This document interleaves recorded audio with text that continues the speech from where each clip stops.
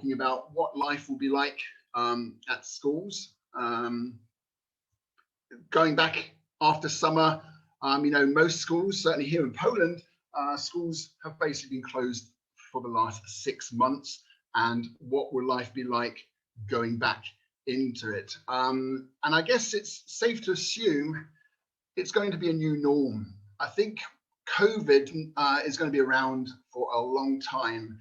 And I think it's going to be a case of we just have to adapt and get used to the new surroundings. So I'm going to give you some tips and suggestions of what maybe teachers and schools might have to do. I'm certainly thinking about in a private language sector, so not so much state schools, because obviously that's depends on what the government says. But these suggestions of what we might be doing at private language schools, like here at International House Tour, and they're just at the moment really suggestions, because obviously we have to try and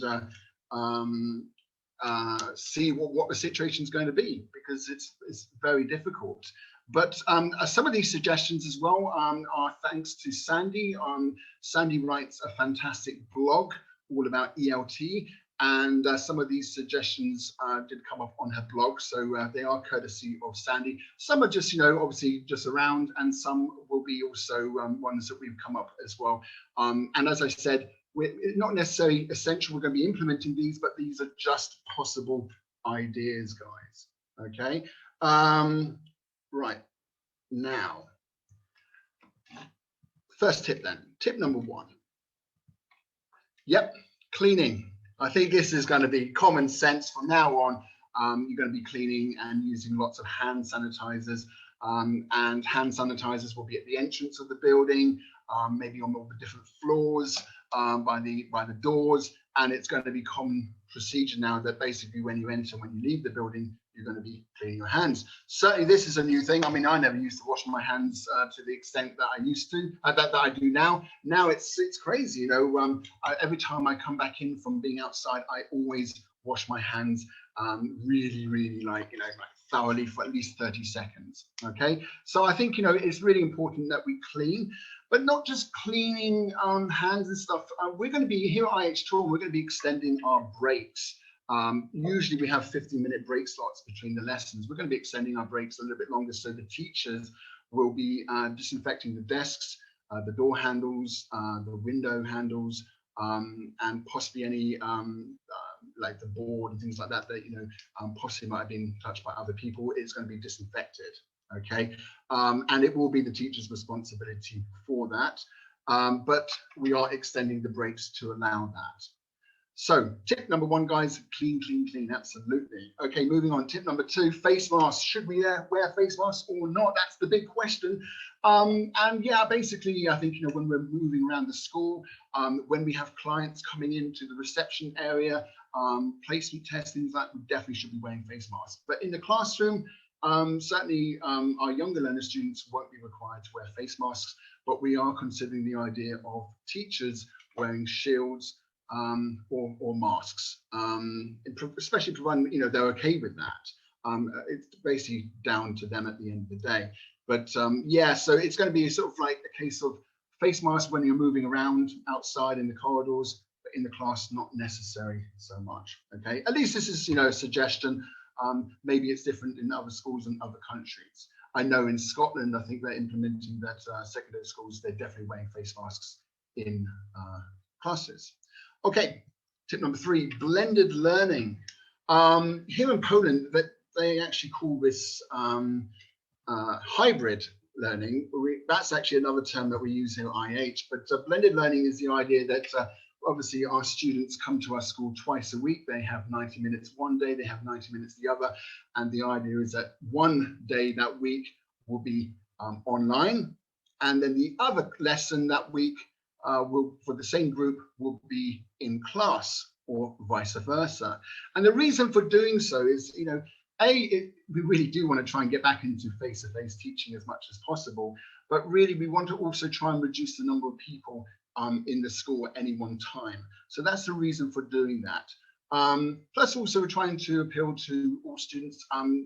obviously they've had lessons online, and a lot of them do like lessons online because it's really convenient for them. You know, they can come and join the lesson from a click of a button. So yeah, that's one concept we are exploring. The other one is hybrid classrooms. I know International House Manchester has been trying this, and a few other schools in the IH network. And the idea is that, yes, you have face-to-face lessons with, as you can see the picture, some students actually being beamed into the classroom live online. Okay, that's something we are considering. Not entirely sure how it will work. I can see pros and cons with that. I personally feel it could be quite difficult to control, you know, for the class, for the teacher, sorry. It's more work for them. But, you know, look, the idea is we're going to try and embrace as many different ideas as possible and to see what's going to work. Okay, right. Now, tip number 5, no parents.